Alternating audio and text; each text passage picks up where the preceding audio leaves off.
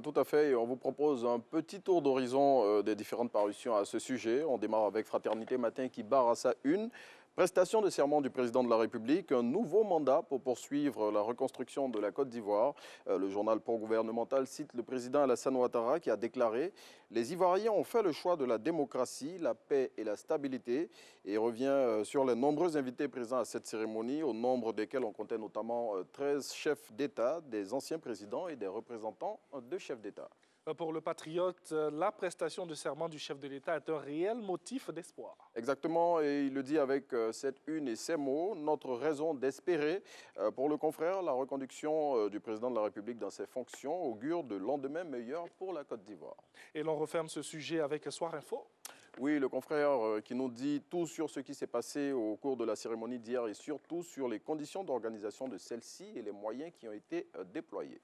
Eh bien, tout autre sujet, des parents d'élèves réagissent à l'une des annonces faites hier par le chef de l'État. Oui, et cette annonce qui a occasionné leur réaction, c'est celle selon laquelle, à partir du mois de janvier 2021, les frais de COGES seront pris en charge par l'État. Selon ces parents d'élèves qui sont cités par Soir Info, le gouvernement doit faire en sorte que les frais de COGES déjà versés au titre de cette année 2019-2020, ainsi que les droits de l'examen du CEP de l'année dernière soient remboursés. Et on reste avec le même sujet, suppression des frais de COGES, toujours.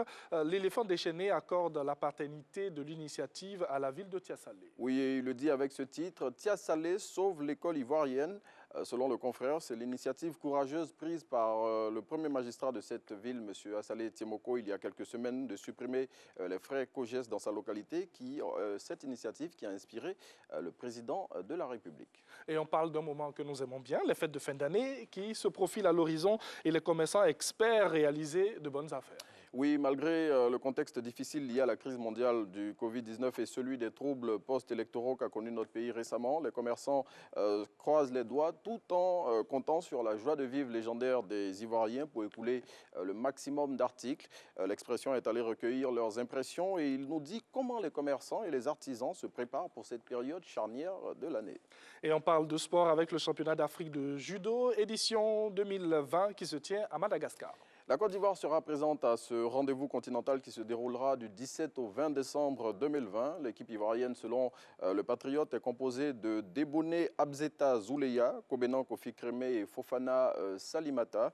À noter que cette compétition fait office de phase qualificative pour les Jeux Olympiques de Tokyo, prévus initialement du 24 juillet au 9 août 2020, mais qui ont été finalement reportés en raison du Covid-19 du 23 juillet au 8 août 2021. Et on part à l'international pour refermer cette revue de presse en Arabie Saoudite où un homme a demandé le divorce 2 heures après son mariage. Et oui, ce monsieur s'est séparé de sa femme après seulement 2 heures de mariage car il n'a pas respecté une des clauses qui était inscrite dans leur contrat de mariage. Cette clause, Thierry, stipulait que les photos de leur mariage ne devaient pas être diffusées sur les réseaux sociaux. Mais la dame, qui était sûrement emportée par la joie d'avoir convolé en juste noces, a voulu partager son bonheur avec ses amis sur Snapchat, ce qui n'a pas été du goût de celui qui est désormais son ex-mari.